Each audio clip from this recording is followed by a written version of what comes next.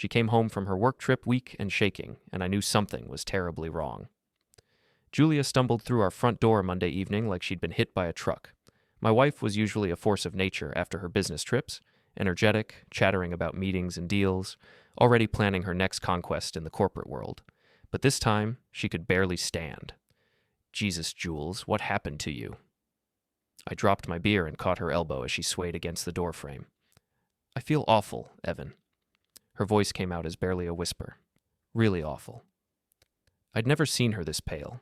Julia was always put together, always in control.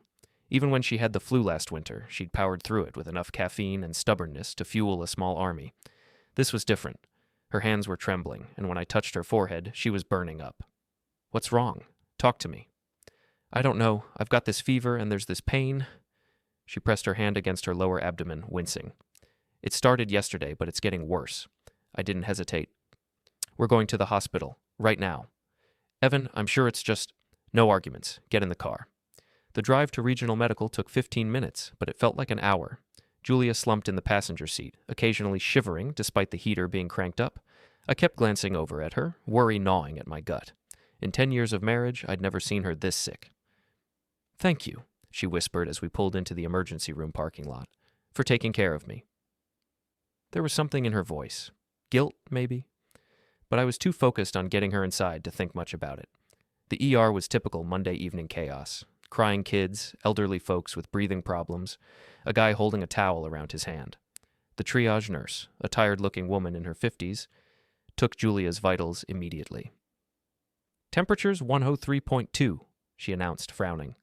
"That's pretty high. Any other symptoms?" "Abdominal pain, chills, weakness," Julia managed. "How long has this been going on?" "Since yesterday."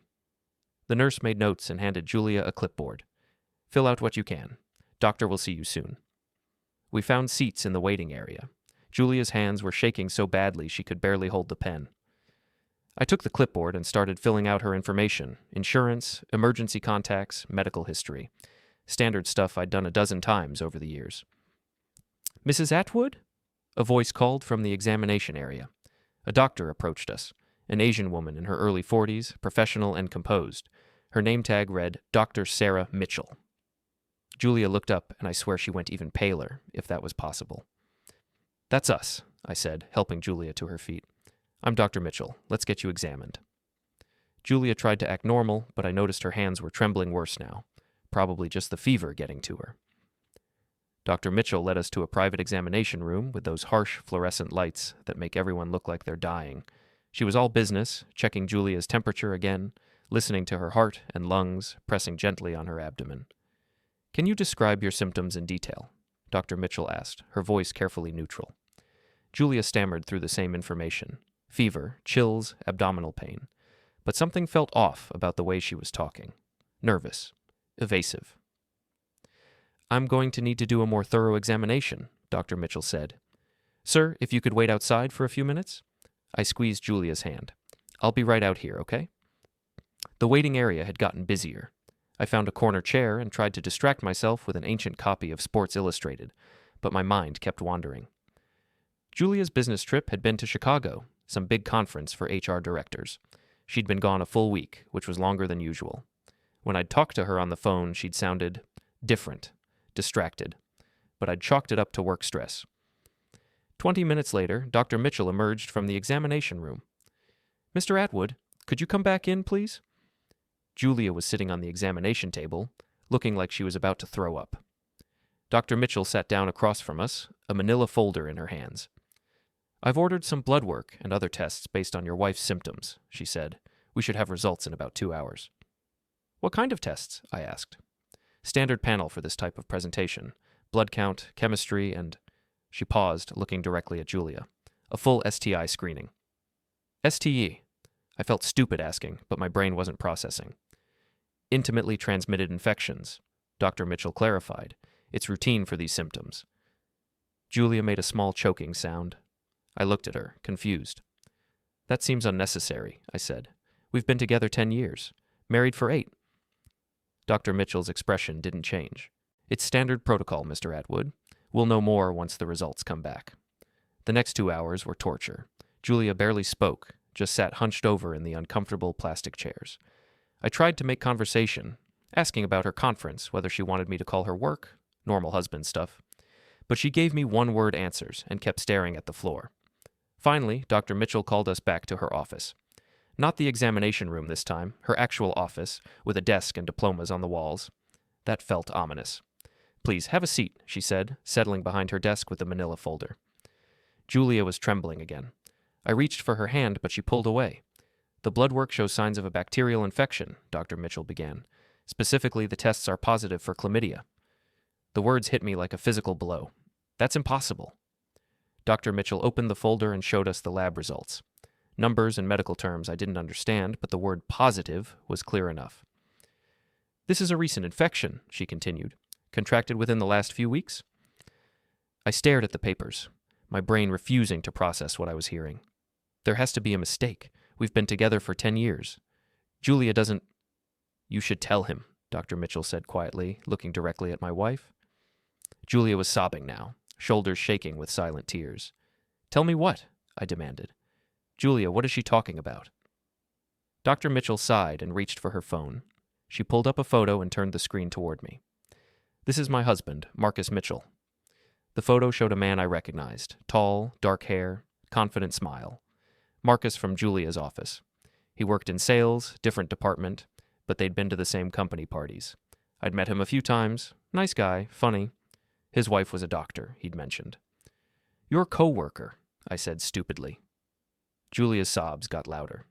"He gave you chlamydia," Dr. Mitchell said, her voice clinical and cold. "He gave it to me too." The room started spinning. I gripped the arms of my chair, trying to stay upright. "You've been sleeping with Marcus?" I asked Julia, but she couldn't answer through her tears. Dr. Mitchell continued with the same professional detachment she'd probably used to discuss a broken bone. "For 6 months, according to my investigation. Your wife's name appeared in his phone records, text messages, hotel bookings during her business trips. When I confronted Marcus last week, he confessed everything." She opened the folder and spread out papers like evidence in a courtroom. Screenshots of text messages, hotel receipts, credit card statements. "Your business trips," I said, the pieces falling into place. "Chicago, Denver, all those conferences." "Some were real," Dr. Mitchell said. "Some weren't. Marcus would book rooms in the same cities, same hotels. Sometimes they'd extend the trips by a day or two." I picked up one of the hotel receipts, the Marriott in Chicago. "Last week, 2 rooms, booked under different names but consecutive room numbers." "I'm filing for divorce," Dr. Mitchell said matter-of-factly. "I thought you should know what you're dealing with." She handed me a thick manila envelope. "Copies of everything. Phone records, financial statements, hotel bookings, the medical records confirming the infection. My attorney says it's all admissible." I took the envelope with numb fingers. It was heavy, months of evidence, carefully documented. "The antibiotics will clear up the infection," Dr. Mitchell added, handing Julia a prescription. "Both of you should take them. The betrayal. That's something you'll have to work out yourselves." The drive home was the longest 20 minutes of my life. Julia kept trying to talk, apologizing, explaining, begging, but I couldn't process words anymore. Every time I looked at her, all I could see were those hotel receipts. "Evan, please, let me explain." The doctor explained everything. "It's not what you think." "It's exactly what I think." I pulled into our driveway and sat there for a moment, engine running. Our house looked the same as always, blue shutters, white picket fence, the kind of suburban dream we'd worked so hard to build. But everything had changed in the space of a few hours. Inside, Julia collapsed onto the couch and tried again. "Evan, I know how this looks, but you have to understand." "Understand what? That you've been sleeping with your coworker for 6 months? That you've been lying to me about business trips? That you gave me a goddamn STD?" She flinched at my language. Julia hated when I swore. "It wasn't supposed to happen. It started innocent. Coffee after meetings, then drinks, then hotel rooms. I saw the receipts, Jules. This wasn't some one-time mistake. This was a relationship." I opened the manila envelope and spread the contents across our coffee table.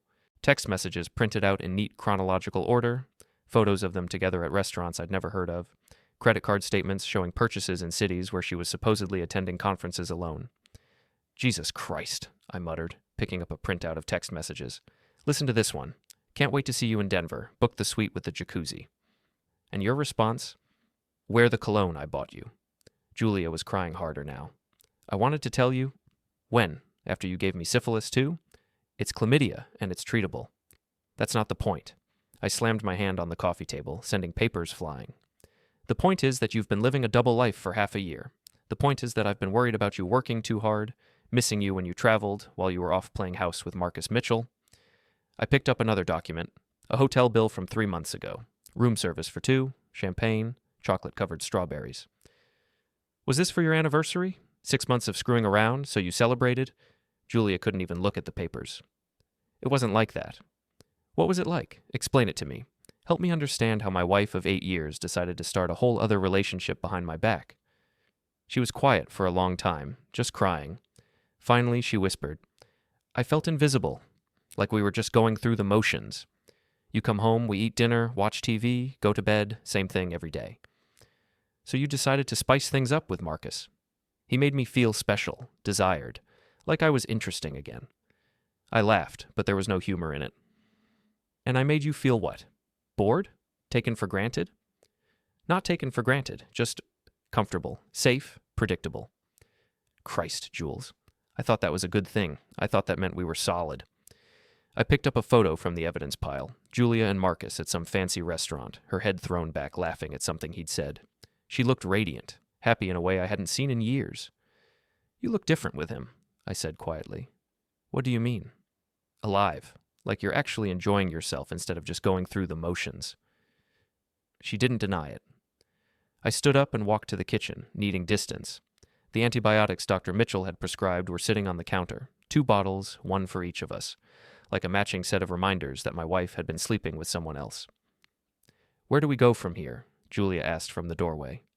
I turned around and really looked at her, even sick and crying, even after everything. She was still beautiful, still the woman I'd fallen in love with in college, but she was also a stranger now, someone who could lie to my face for 6 months, someone who could come home from a week with another man and let me take care of her when she got sick from screwing him. I don't know, I said honestly. I really don't know. My phone buzzed. Text message from my buddy Rick. Hey man, saw you at the hospital earlier. Everything okay? Julia looked rough. Great.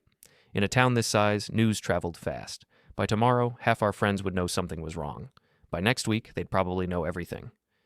Who was that? Julia asked. Rick. He saw us at the hospital. Her face went pale again. What did you tell him? Nothing yet, but Dr. Mitchell is divorcing Marcus. You think this is going to stay quiet? Julia sank into a kitchen chair. Oh God, everyone's going to know. Everyone's going to know you've been cheating on me for 6 months? Yeah, probably. My job? Your job? That's what you're worried about? Marcus and I work for the same company. If this gets out, it could be considered workplace misconduct. I could lose everything. I stared at her. Even now, caught red-handed, she was thinking about damage control. You should have thought about that before you started booking hotel rooms with him. I walked back to the living room and started gathering up the evidence. Photos, receipts, text messages, a complete record of my wife's double life, organized and documented like a legal brief. What are you doing? Julia asked. Putting this somewhere safe. If Dr. Mitchell's filing for divorce, this whole thing is going to get messy. I need to protect myself. You're thinking about divorce too? I looked at her, really looked. The woman I'd promised to love and honor. The woman who'd promised the same thing to me. The woman who'd been sharing a bed with another man while I waited at home, missing her. I don't know what I'm thinking, but I'm sure as hell not making any decisions tonight. I took the envelope upstairs to my home office and locked it in the filing cabinet.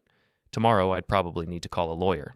Tonight I just needed to process the fact that my entire life had been turned upside down by a routine STI test. When I came back downstairs, Julia was still sitting in the kitchen, staring at the antibiotic bottles. I'm sleeping in the guest room, I said. Evan, not tonight, Jules. I can't even look at you right now. I grabbed a pillow from the couch and headed upstairs. Behind me, I heard Julia start crying again. But for the first time in our marriage, I didn't turn around to comfort her. I woke up Tuesday morning feeling like I'd been hit by a truck. For about 10 seconds, I thought maybe it had all been a nightmare. Then I saw Julia's empty side of the bed and remembered everything. The smell of coffee was coming from downstairs.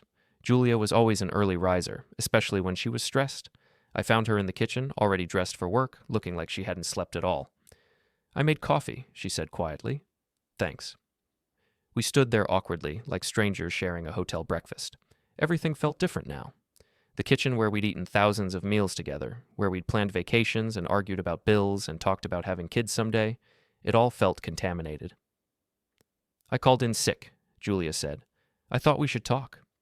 "About what?" "About us. About what happens next." I poured myself coffee and sat down at the table.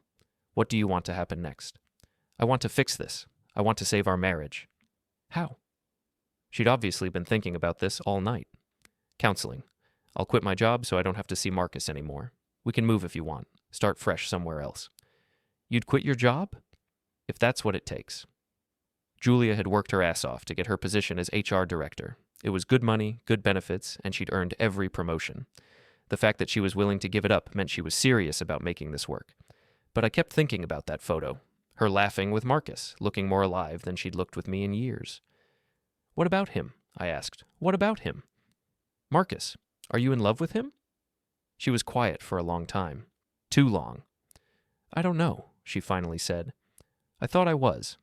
But seeing his wife yesterday, seeing what this has done to you, I don't know anything anymore."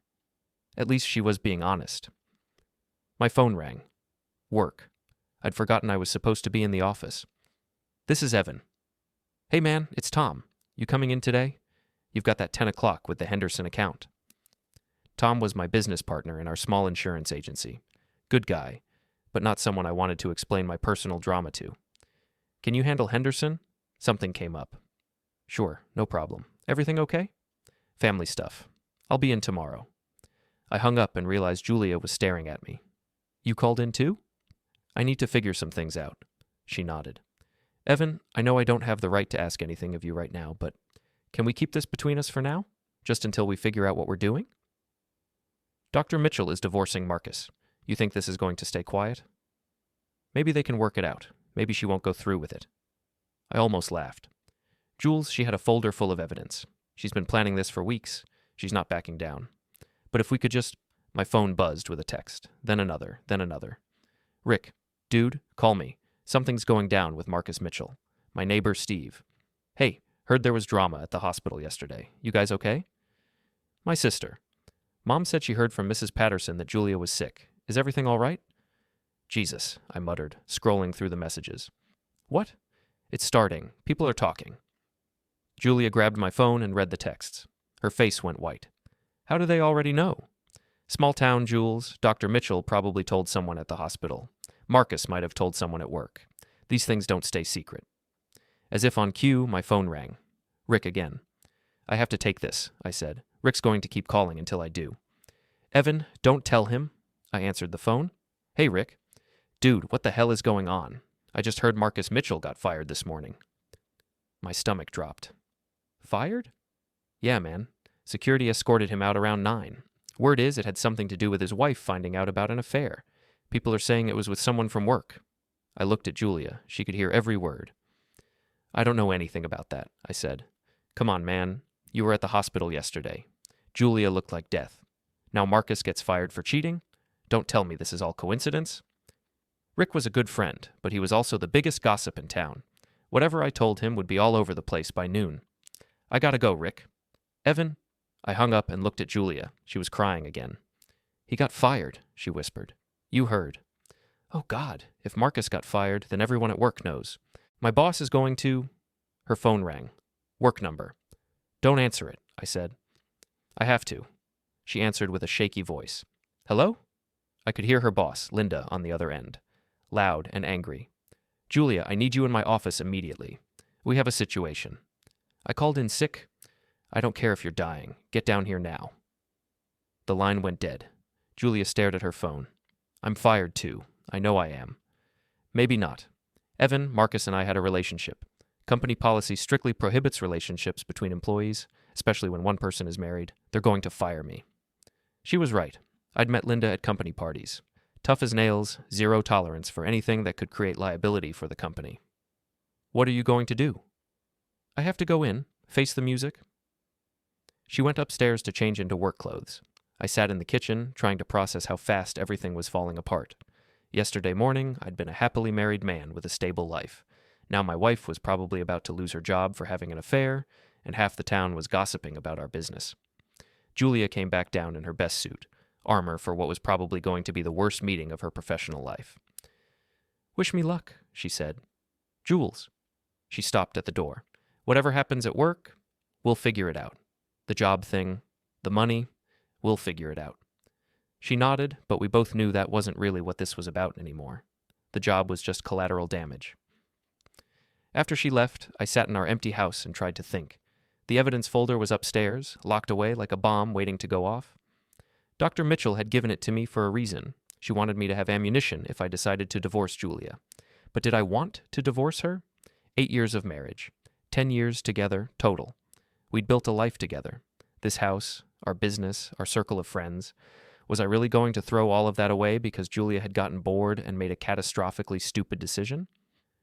But then I thought about those text messages, the intimacy in them, the way they talked about their future together, like I didn't exist, like our marriage was just an obstacle to work around. My phone buzzed again. This time it was a number I didn't recognize. "Hello? Mr. Atwood, this is Dr. Mitchell. Do you have a few minutes to talk?" "Dr. Mitchell, I wasn't expecting to hear from you." "I'm calling from my personal phone. I thought you should know. Marcus was terminated from his position this morning. The hospital administration doesn't tolerate affairs between staff members, especially when they involve outside parties." I walked to the living room window and watched Mrs. Patterson across the street watering her garden.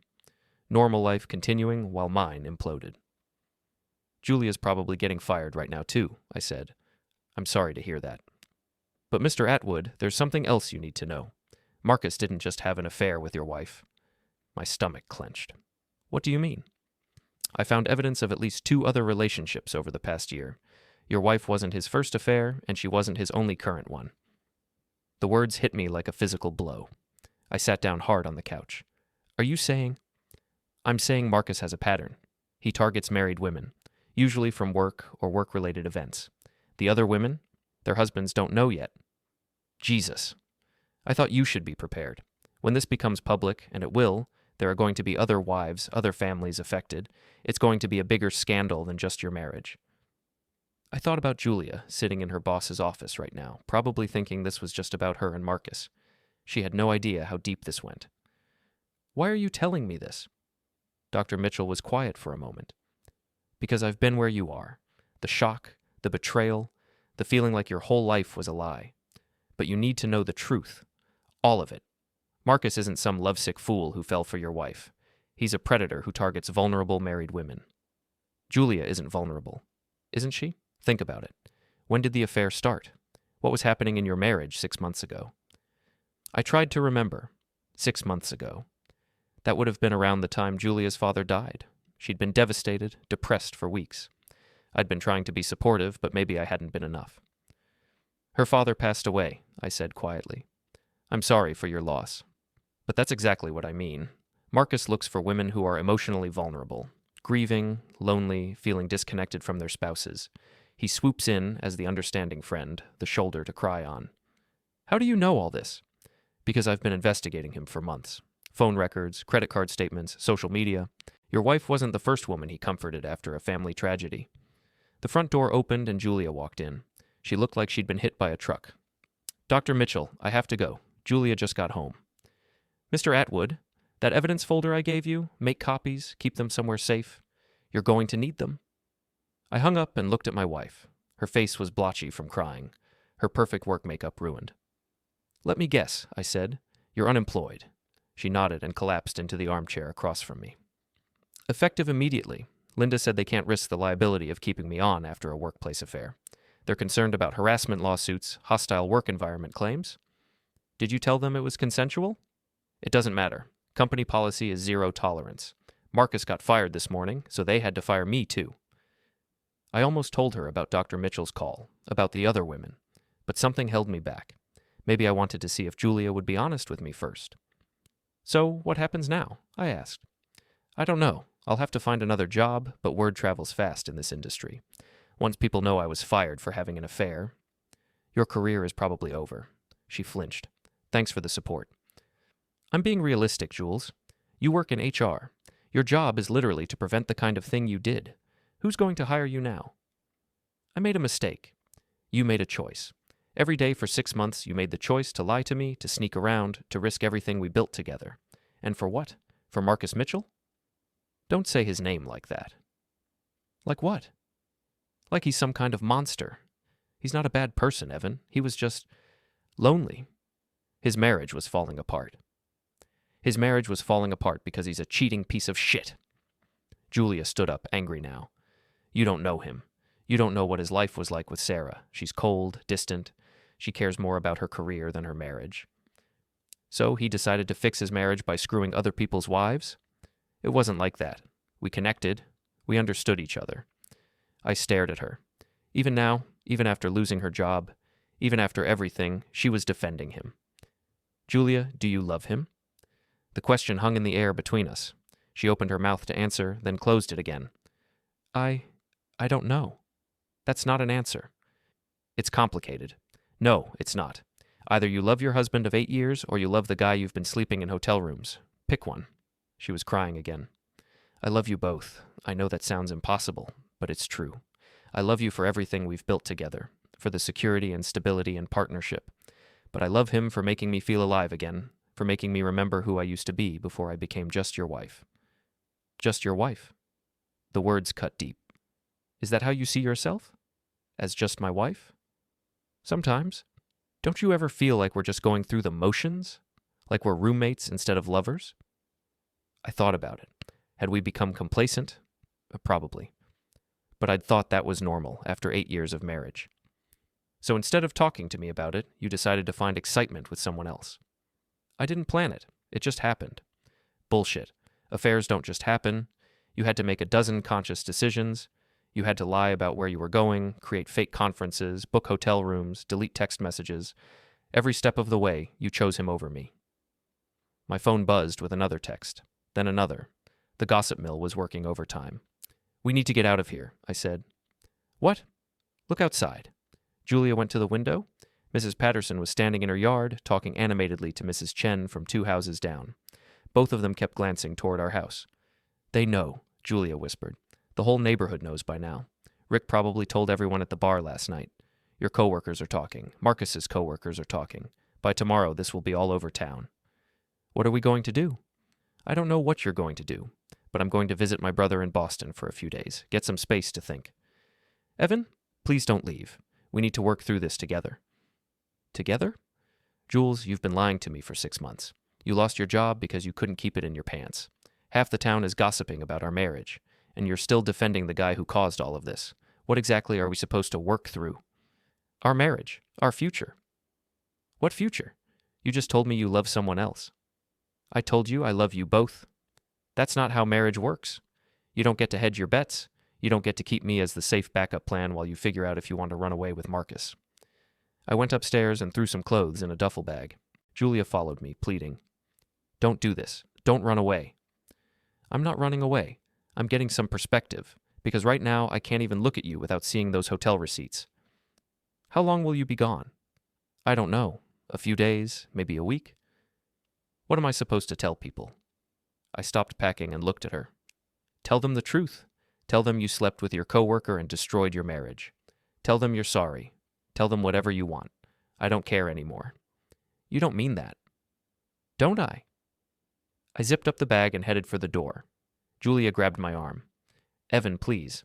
I know I screwed up, but we can fix this. People get through affairs.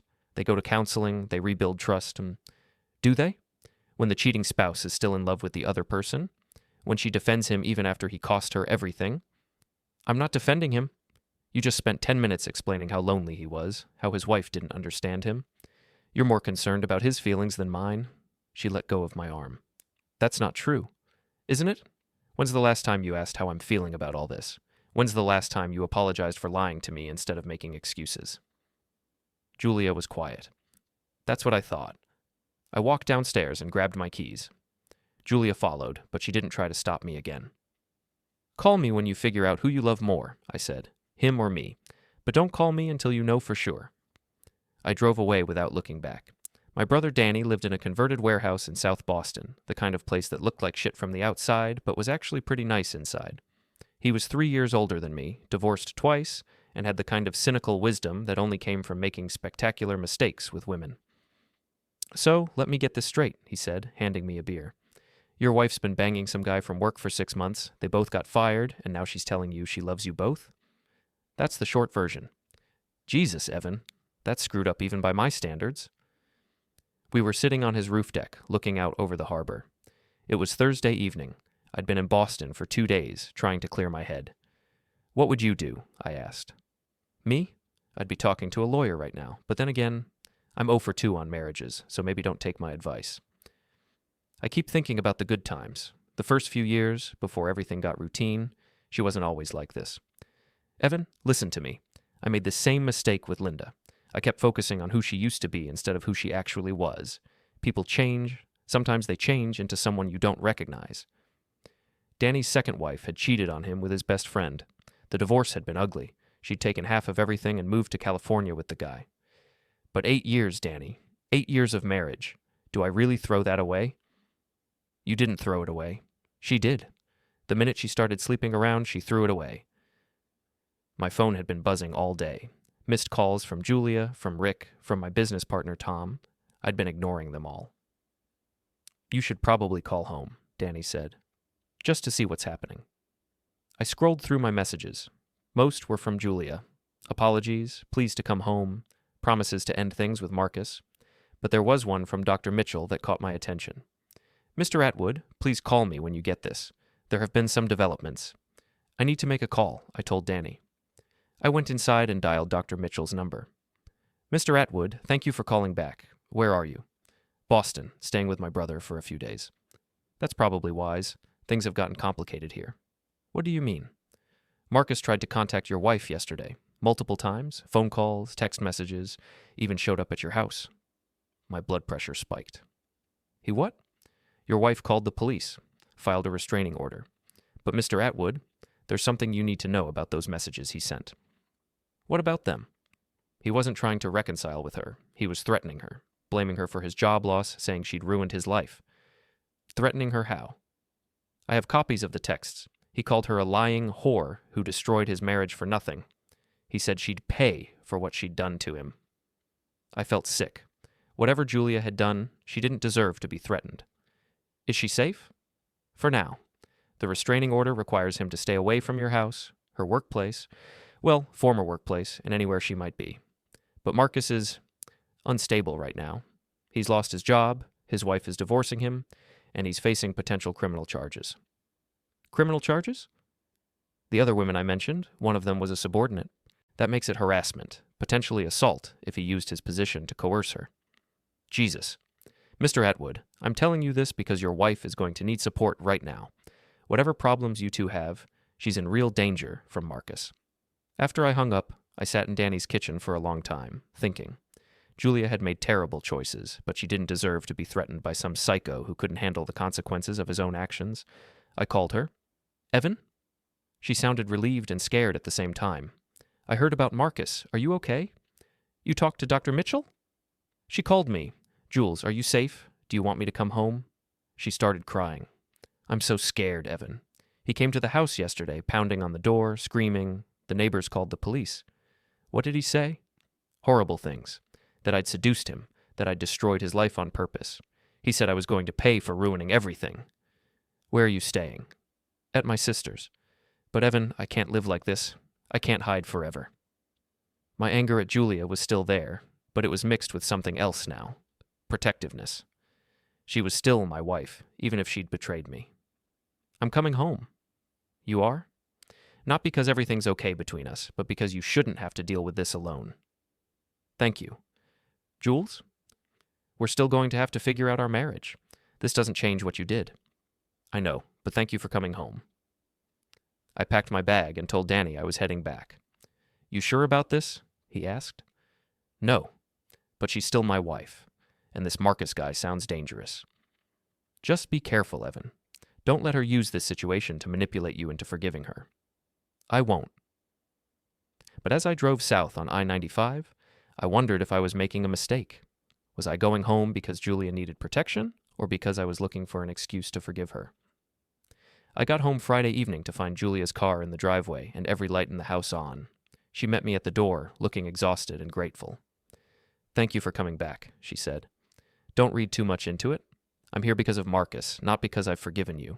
She nodded. I understand. The house felt different, tense, like we were both walking on eggshells. Julia had been staying at her sister's, but she'd come back during the day to pack more clothes and check the mail. Any word from him today? I asked. No, but the police said restraining orders are just pieces of paper. They can't stop someone who's really determined. I checked all the locks, made sure the security system was armed. It felt surreal, taking precautions against a man I'd shaken hands with at office parties. Tell me exactly what happened, I said. We sat in the living room and Julia walked me through it. Marcus had shown up Wednesday afternoon, drunk and angry. He'd blamed her for everything, his job loss, his wife's divorce filing, his reputation being destroyed. He said I'd led him on, made him think I was going to leave you for him. Were you? Julia was quiet for a moment. I don't know. Maybe. We talked about it sometimes, what it would be like if we were both free. So you were planning to divorce me? We were fantasizing. It's different. Is it? Evan, I never filed papers. I never talked to a lawyer. I never even told him I was definitely leaving you. But you thought about it. Yes, I thought about it. At least she was being honest. What else did he say? That I was a tease, that I'd used him for excitement but never intended to follow through, that I'd destroyed his life for nothing. And the threats? He said I'd pay for what I'd done, that he'd make sure everyone knew what kind of person I really was. My phone rang. Dr. Mitchell. Mr. Atwood, I'm glad you're back. We have a problem. What now? Marcus violated the restraining order. He was seen outside your wife's sister's house this afternoon. The police are looking for him. I looked at Julia. She'd gone pale. Where is he now? They don't know. His apartment is empty. Looks like he packed up and left. His car is missing. So he's in the wind. I'm afraid so, Mr. Atwood. I think you should consider taking your wife somewhere safe until they find him.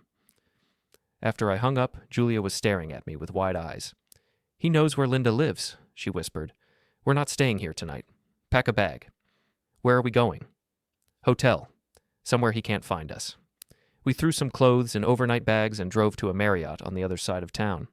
I registered under my middle name and paid cash, just in case Marcus was crazy enough to try tracking credit cards. The hotel room had 2 beds. Julia took one, I took the other. It felt like the most honest representation of our marriage, then together but separate, sharing space but not intimacy. Evan? Yeah? I'm sorry. For all of it. For the affair, for lying, for putting us in this situation. I know you are. Do you think, is there any chance we can work through this? I stared at the ceiling, thinking. I don't know, Jules. Even without the Marcus situation. I don't know if I can get past this. Because I slept with him? Because you fell in love with him? Because you were planning a future with him? Intimacy is one thing. People make mistakes, get drunk, do stupid things. But you had a relationship with him? You shared things with him that you should have been sharing with me? Like what? Your feelings about your father's death, your unhappiness with our marriage, your dreams about what you wanted your life to be. Those are the things spouses talk about. Instead, you talked to him and lied to me. Julia was crying quietly. I didn't know how to talk to you about those things. Why not? Because you seemed so content with everything, our routine, our life. I didn't want to be the one always complaining, always wanting more. So you found someone who would listen to your complaints. It wasn't like that. What was it like then? Explain it to me. She was quiet for a long time. Finally, she said, It was like being seen, really seen. Marcus paid attention to me in a way you hadn't in years. I pay attention to you. You pay attention to practical things. Whether I'm sick, whether I need help with something, whether I'm stressed about work, but you don't really see me anymore. You don't notice when I get my hair cut, or when I wear something new, or when I'm sad about something that isn't practical. I thought about that. When was the last time I'd complimented Julia on something other than her cooking or her work performance? When was the last time I'd asked her about her dreams instead of her day? You're right, I said. I stopped seeing you as a woman and started seeing you as my wife. Those aren't the same thing. No, they're not. But Jules, that still doesn't excuse what you did. If you were unhappy, you should have told me. We could have gone to counseling, taken a vacation, done something to reconnect. I know, but it seemed easier to just find what I was missing somewhere else. Easier for who? She didn't answer. We lay there in the dark, 2 people who'd shared a bed for 8 years but felt like strangers. Outside, I could hear traffic on the highway, people going about their normal lives while ours fell apart. Evan? What? If we do get divorced, will you hate me forever? I thought about it. I don't think I could hate you forever, but I don't think I could trust you again either. That's probably fair. My phone buzzed with a text from an unknown number. Tell your whore wife she can't hide forever. I showed it to Julia. Her face went white. How did he get your number? Probably from your phone, or the company directory. I forwarded the message to Dr. Mitchell and called the police. They said they'd add it to their file, but there wasn't much they could do unless Marcus made a more specific threat. We're staying here tomorrow, too, I said. What about work? You can't keep missing? Tom can handle things for a few more days. Right now, keeping us safe is more important than selling insurance. Julia nodded and turned over, facing away from me. Within an hour, she was asleep. But I lay awake most of the night, thinking about everything she'd said, about feeling unseen, unnoticed, about finding excitement and attention somewhere else instead of fighting for it at home. Maybe we were both to blame for what our marriage had become, but that didn't change the fact that she'd chosen to fix it by betraying me instead of talking to me. And it didn't change the fact that somewhere out there, a dangerous man was looking for my wife. Saturday morning brought more bad news. Dr. Mitchell called while Julia and I were having breakfast in the hotel restaurant. They found Marcus's car, she said, abandoned in the parking lot of a strip mall about 5 miles from your house. So he's on foot? Or he stole another car. Mr. Atwood, the police think he's having some kind of breakdown. His apartment was trashed, furniture overturned, holes punched in walls, and they found something disturbing. What? Photos of your wife. Dozens of them, printed from social media and dating back months. Some of them had been altered. I didn't want to know what that meant, but I had to ask. Altered how? Her face cut out and pasted onto pornographic images, words written across them. Whore, liar, things like that. I felt sick. Julia was watching my face, trying to read my expression. Dr. Mitchell, this guy is seriously disturbed. I know. The police have issued a BOLO alert. Be on the lookout. But until they find him, you need to assume he's dangerous. After I hung up, Julia demanded to know what Dr. Mitchell had said. I told her about the car, but not about the photos. She was scared enough already. We can't live like this forever, she said, hiding in hotels, jumping at every shadow. We won't have to. They'll find him. What if they don't? What if he just disappears? Then we'll figure something else out. But I was worried too. Marcus clearly wasn't thinking rationally. A man who'd create a shrine of defaced photos was capable of anything. My phone rang. Rick. Evan, where the hell are you? I've been by your house 3 times. No one's home? We're laying low for a few days. There's some stuff going on with Julia's work situation. Yeah, I heard about that. The whole town's talking about it. Great. What are they saying? That she was sleeping with that Marcus guy, that they both got fired. Some people are saying he's been stalking her since then. Rick, if anyone asks where we are, I don't know where you are, so I can't tell them.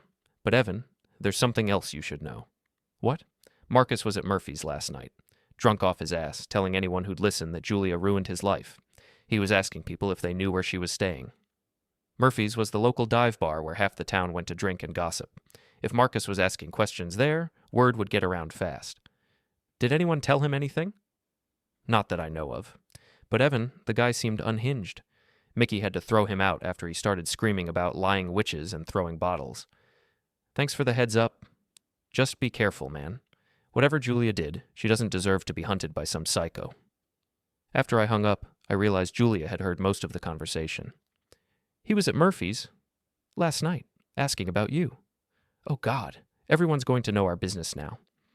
Everyone already knows our business. That's not what matters right now. What does matter? Staying alive until they catch him.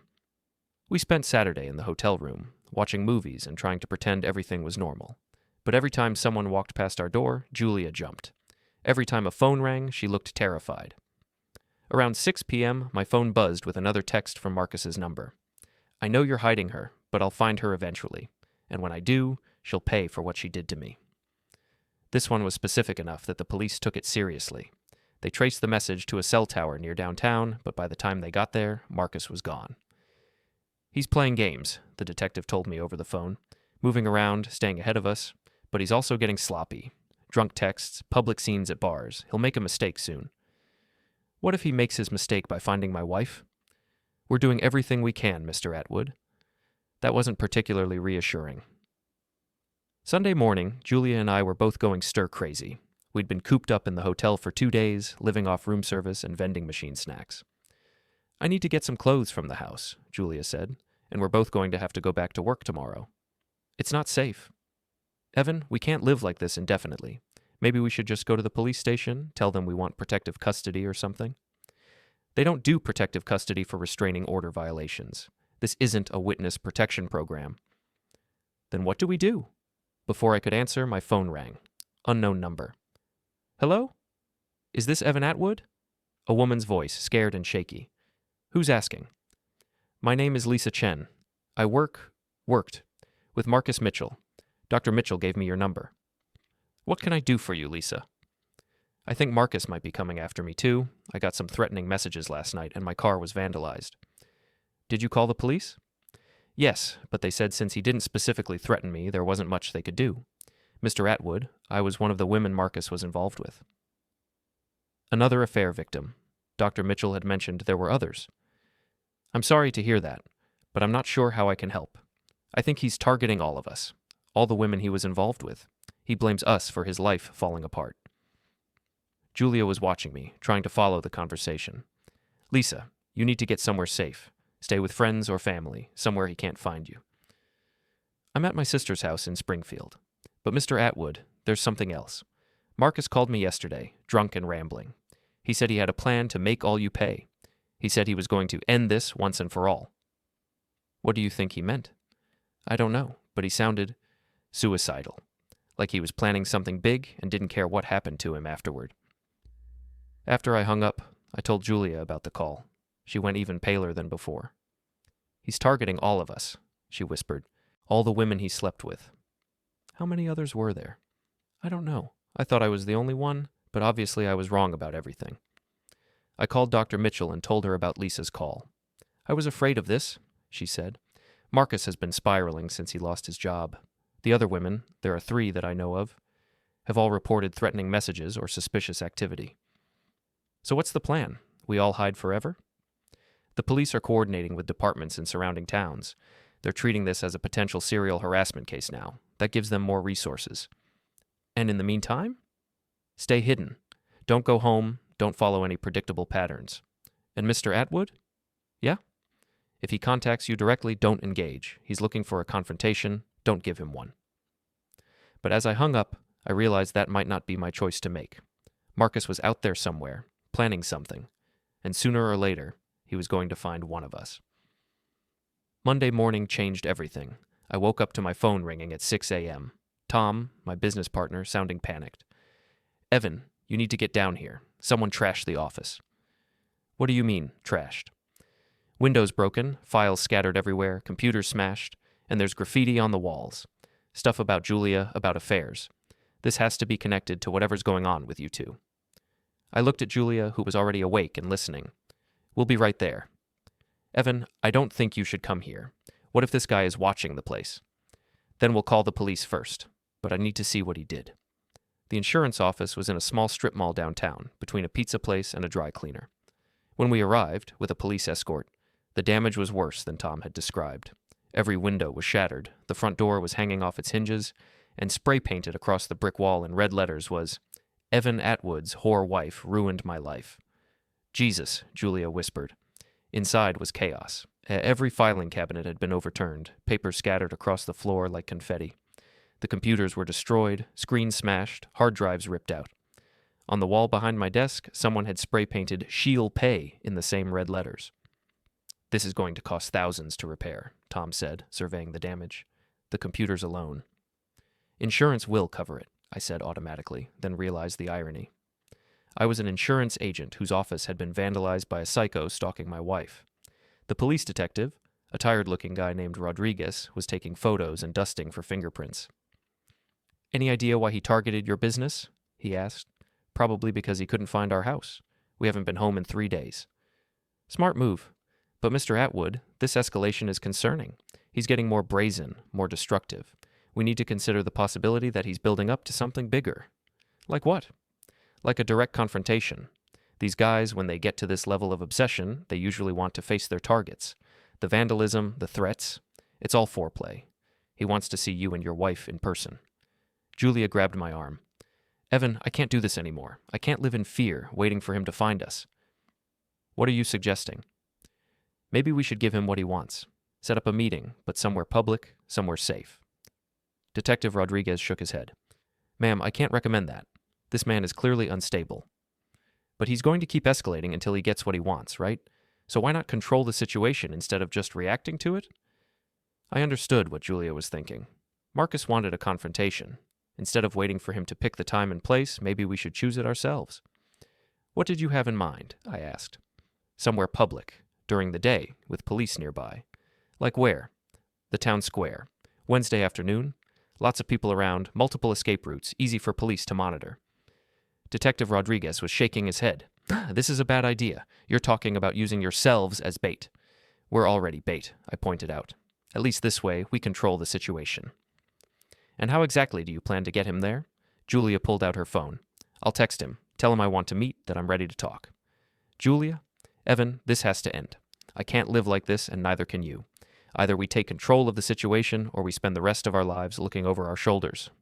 She was right. Marcus wasn't going to give up. He'd keep escalating until someone got hurt. If we do this, I said, we do it right. Full police backup, multiple escape routes, and the first sign of trouble, we're gone. Detective Rodriguez sighed. I can't officially endorse this plan, but if you're determined to do it, we'll make sure you're as safe as possible. Julia was already typing a message. Marcus, I know you're angry. I want to meet and talk. Town Square, Wednesday at 2 p.m. Come alone. She showed me the message before sending it.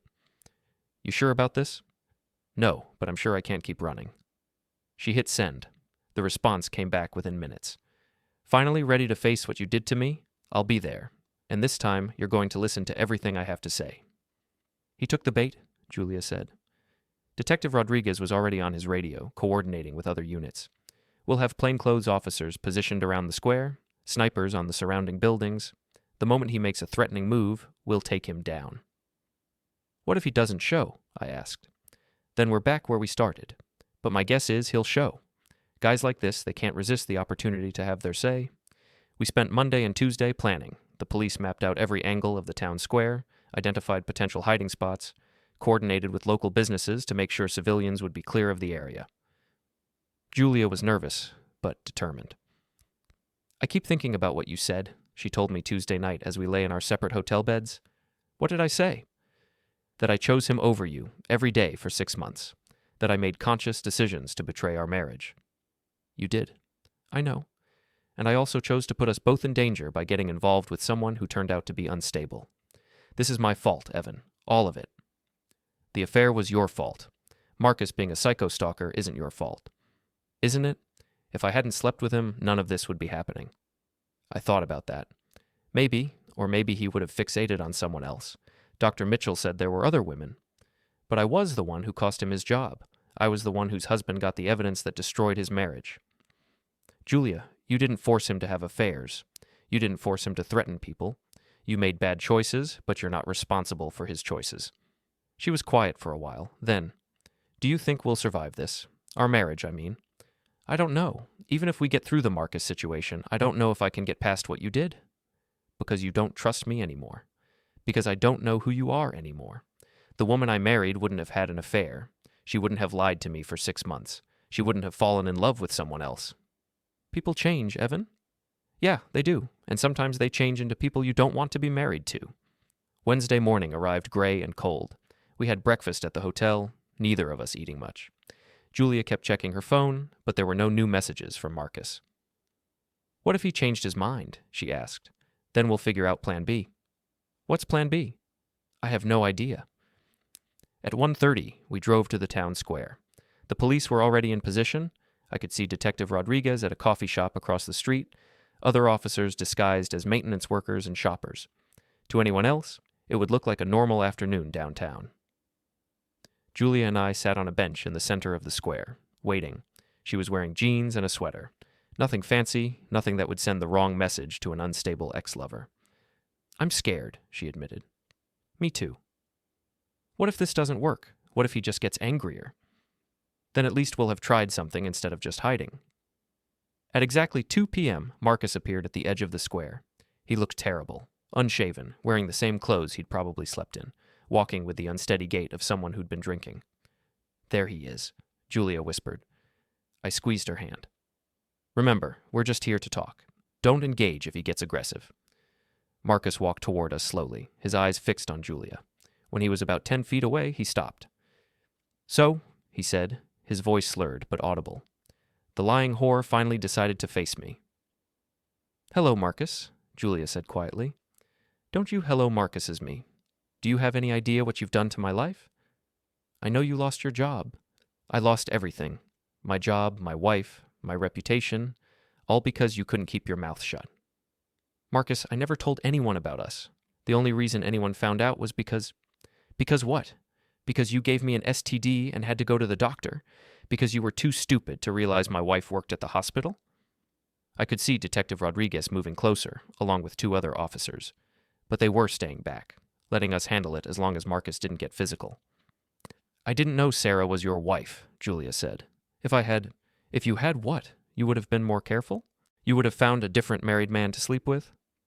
Marcus, please. Please what? Please forgive you. Please understand that you were just having some harmless fun while you destroyed my entire life." He was getting louder now, attracting attention from other people in the square. I could see phones coming out, people recording the confrontation. "Look," I said, standing up. "I get that you're angry, but threatening my wife isn't going to fix your problems." Marcus turned his attention to me for the first time. "And you, the clueless husband. Tell me, did you ever wonder why your wife was so eager to go on all those business trips?" "That's enough," I said. "Did you ever wonder why she started wearing revealing clothes? Why she started working out more? Why she was always texting during dinner?" "Marcus, she was thinking about me, asshole. Every time she was with you, she was wishing she was with me. She told me your marriage was dead, that you were boring, that you hadn't touched her in months." I felt my anger rising, but I forced myself to stay calm. "If that's true, then why isn't she with you now?" "Because she's a coward. She wanted the excitement of an affair, but not the consequences. She wanted to have her cake and eat it too." "That's not true," Julia said, standing up beside me. "Isn't it? Tell him, Julia. Tell your husband how many times you said you were going to leave him. Tell him about all the plans we made for our future together." Julia's face went red. "Those were fantasies." "Fantasies. We looked at apartments together. We talked about where we'd live after our divorces were final." I stared at Julia. She'd never mentioned looking at apartments. "Is that true?" I asked her. "Evan, it wasn't serious. Answer the question. Did you look at apartments with him?" "Once, but it was just..." "Just what? Just window shopping for your new life without me?" Marcus was smiling now, enjoying the fact that he was driving a wedge between us. "She didn't tell you about that, did she?" he said. "What else didn't she tell you? About the weekend in Vermont? About the time she called in sick to work so we could spend the day in bed?" Each revelation was like a physical blow. I'd thought I knew the extent of Julia's betrayal, but apparently there were layers I hadn't even imagined. "Stop," Julia said, tears streaming down her face. "Please stop." "Stop telling the truth? Stop letting your husband know what kind of woman he's really married to?" "You're drunk," I said to Marcus, "and you're making a scene. I'm drunk because my life is over, because your lying wife destroyed everything I worked for. Your life is over because you're a cheating piece of shit who couldn't handle the consequences of your actions." That was apparently the wrong thing to say. Marcus's face went dark with rage. "Consequences? You want to talk about consequences?" He reached into his jacket, and for a terrifying moment I thought he was going for a weapon, but instead he pulled out a thick manila envelope. "These are consequences," he said, dumping the contents on the ground between us. Photos, dozens of them, pictures of Julia and Marcus together, at restaurants, hotels, in what looked like an apartment I didn't recognize. Some of them were intimate, clearly taken in private moments. 6 months of consequences, Marcus said. 6 months of your wife choosing me over you." People in the square had stopped to stare. I could see Detective Rodriguez moving closer, but he was waiting to see how this played out. "You took pictures," Julia whispered. "I took pictures because I loved you, because I thought we had a future together, before you decided to throw it all away to protect your safe little marriage." "I never promised you anything," Julia said. "Bullshit. You promised me everything. You said you were going to leave him. You said we were going to be together. I said a lot of things, but I never filed for divorce. I never actually left." Because you're a coward. Marcus was screaming now, completely out of control. I could see the police closing in from multiple directions. And you, he said, turning back to me. You think you won? You think keeping your cheating wife is some kind of victory? I don't think I won anything, I said quietly. You're right. Because she'll do it again. Maybe not with me, but with someone. Because you're not enough for her. You never were. Maybe not. But at least I'm not a stalker who threatens women when they don't want me anymore. That pushed him over the edge. Marcus lunged at me, swinging wildly. I sidestepped and let him stumble past, but he recovered quickly and came at me again. This time I was ready. I'd done some boxing in college, nothing serious, but enough to know how to throw a punch. When Marcus swung at my head, I ducked and came up with an uppercut that caught him square in the jaw. He went down hard, hitting the pavement with a sickening thud. The police were on him immediately, cuffing him while he groaned and tried to sit up. Marcus Mitchell, you're under arrest for violation of a restraining order, harassment, and assault, Detective Rodriguez announced. As they hauled him to his feet, Marcus looked at Julia one last time. This isn't over, he said. Even if I go to jail, this isn't over. Everyone's going to know what you really are. Actually, I said, gathering up the scattered photos, I think it is over. I looked around the square at all the people who'd witnessed the confrontation, at the phones that had recorded everything. Everyone already knows what happened, I continued. They know you're a stalker who couldn't handle being dumped.